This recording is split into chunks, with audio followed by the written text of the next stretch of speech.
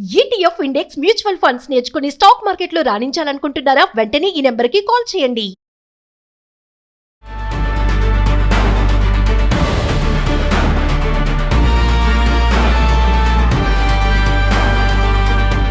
నమస్తే, welcome to Suman TV. Present మనతో పాటు ఉన్నారు major Obra academy director major SPS Oberoi గారు.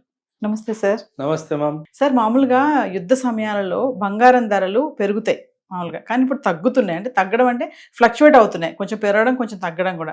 అసలు ఎందుకు వార్ టైంలో ఇలా ఎందుకు జరుగుతూ ఉంటుంది అంటే? కరెన్సీ తర్వాత ఒక కాన్సెప్ట్ ఎకానమీలో ఉంటుంది, దాన్ని లిక్విడిటీ అంటారు. లిక్విడిటీ అంటే ఇప్పుడు మనకు ఒక ఇల్లు ఉందాం, ఆ ఇల్లుని అమ్మేసి మనం డబ్బులు తీసుకురావాలి అంటే మనం ఎంత రేటుకి అమ్ముతున్నామో అదే రేటుకి కొనుక్కునేవాడు ఉండాలి. మనకి రేట్ సెట్ అవ్వాలి. ఇదంతా ప్రాసెస్ అవ్వడానికి బహుశా ఒక నెలన్నర 45 రోజులు పట్టిద్ది. సో ఇక్కడ ఏంటి, ఇమీడియట్ లిక్విడిటీ లేదు, అంటే కన్వర్జన్ టు క్యాష్ లేదు ఈ అసెట్కి. కానీ బంగారం అలా కాదు. After currency most liquid asset is gold.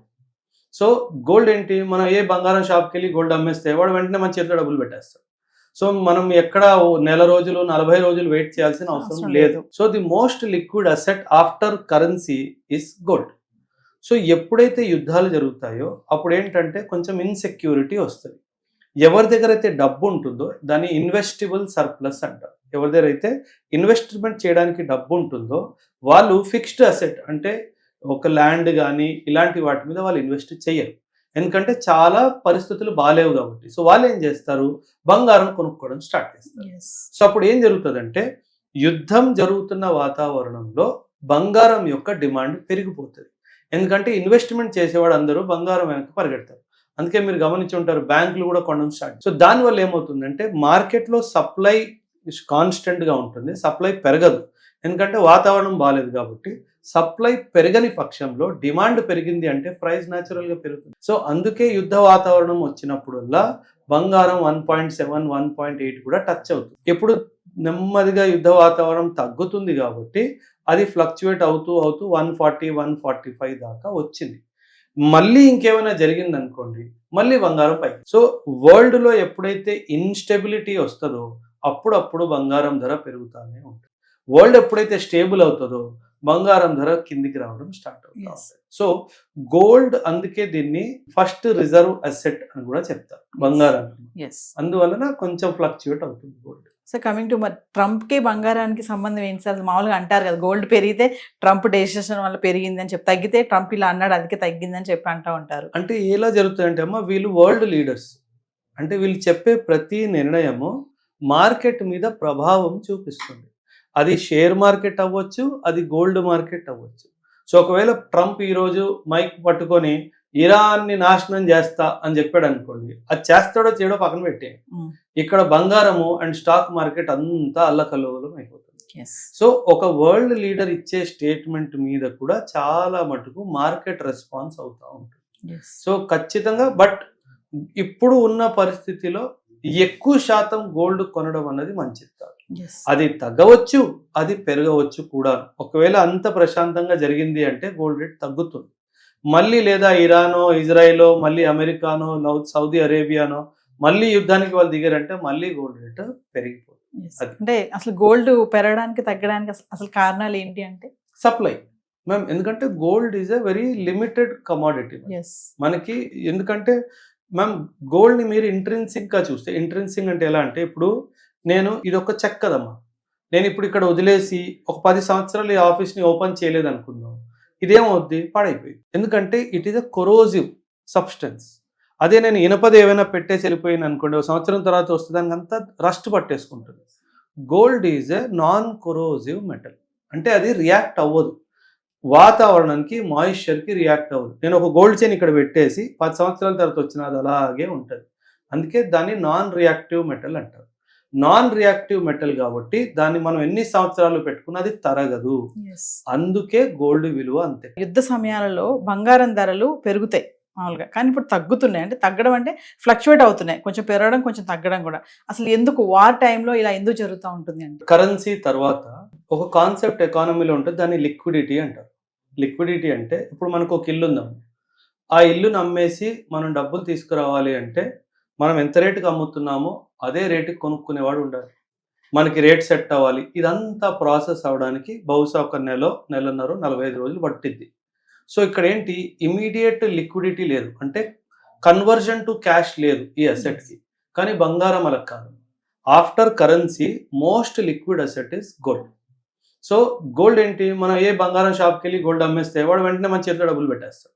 So మనం ఎక్కడ నెల రోజులు 40 రోజులు వెయిట్ చేయాల్సిన అవసరం లేదు. So the most liquid asset after currency is gold.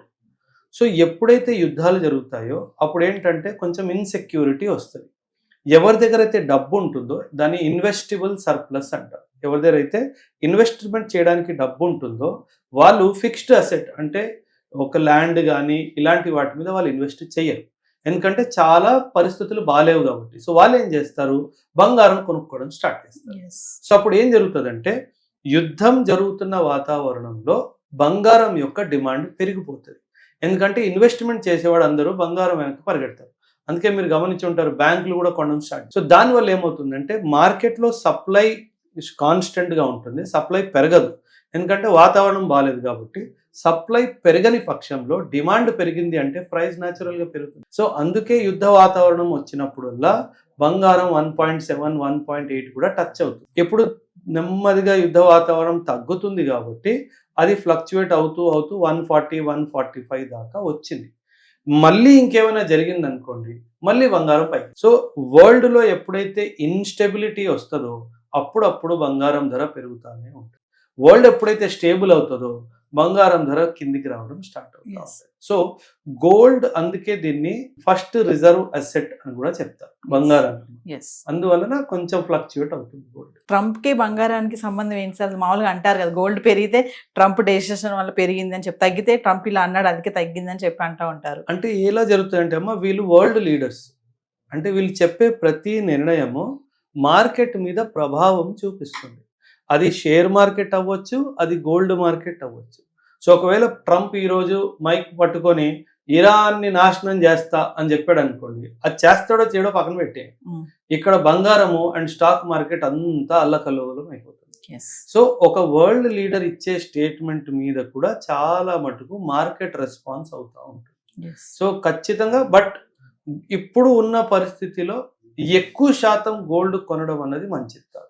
అది తగ్గవచ్చు, అది పెరగవచ్చు కూడా. ఒకవేళ అంత ప్రశాంతంగా జరిగింది అంటే గోల్డ్ రేట్ తగ్గుతుంది మళ్ళీ, లేదా ఇరానో, ఇజ్రాయెలో, మళ్ళీ అమెరికానో, సౌదీ అరేబియానో మళ్ళీ యుద్ధానికి వాళ్ళు దిగారంటే మళ్ళీ గోల్డ్ రేట్ పెరిగిపోతుంది. అంటే అసలు గోల్డ్ పెరగడానికి తగ్గడానికి అసలు కారణాలు ఏంటి అంటే సప్లై మ్యామ్, ఎందుకంటే gold is a very limited commodity మనకి.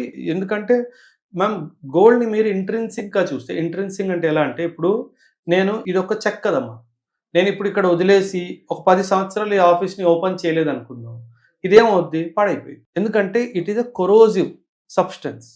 అదే నేను ఇనపది ఏమైనా పెట్టేసి వెళ్ళిపోయింది అనుకోండి, ఒక సంవత్సరం తర్వాత వస్తే దానికి అంతా రస్ట్ పట్టేసుకుంటుంది.